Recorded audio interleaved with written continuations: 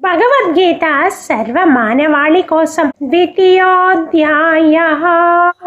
క్రోధాద్ భవతి సమ్మోహః, సమ్మోహాత్ స్మృతి విభ్రమః, స్మృతి భ్రంశాత్ బుద్ధినాశో, బుద్ధినాశాత్ ప్రణశ్యతే. కోపం అనేది విచక్షణ రాహిత్యానికి దారి తీస్తుంది. అది స్మృతి భ్రమను కలుగు చేస్తుంది. స్మృతి భ్రమ కలిగినప్పుడు బుద్ధి నశిస్తుంది. బుద్ధి నశించినప్పుడు మనుషుడు పతనమవుతాడు. ఉదయం పూట పొగమంచు సూర్యకాంతిని కప్పివేసి తగ్గించినట్లుగా కోపం వివేకాన్ని క్షీణింపచేస్తుంది. కోపంలో జనులు తప్పిదాలు చేస్తారు. వారు దానికి తరువాత చింతిస్తారు. ఎందుకంటే కోపంలో ఉన్నప్పుడు బుద్ధి భావోద్వేగాలచే కప్పివేయబడుతుంది. అతను నాకంటే 20 ఏళ్ళు పెద్దవాడు.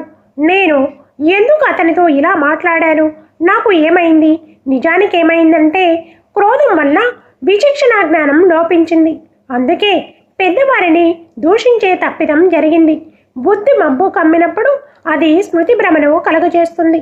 ఆ వ్యక్తి ఏది మంచో ఏది చెడో అనే విచక్షణ కోల్పోయి భావోద్వేగాల ప్రవాహంలో కొట్టుకుపోతాడు.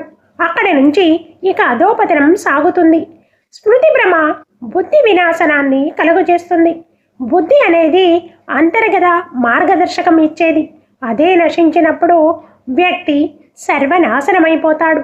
ఈ విధంగా దైవత్వం నుండి ఆధ్యాత్మికతకు పతనమయ్యే ప్రక్రియ ఇంద్రియ విషయముల చింతన నుండి బుద్ధి విధ్వంసం వరకు విశదీకరించబడింది. కృష్ణం వందే జగద్గురు.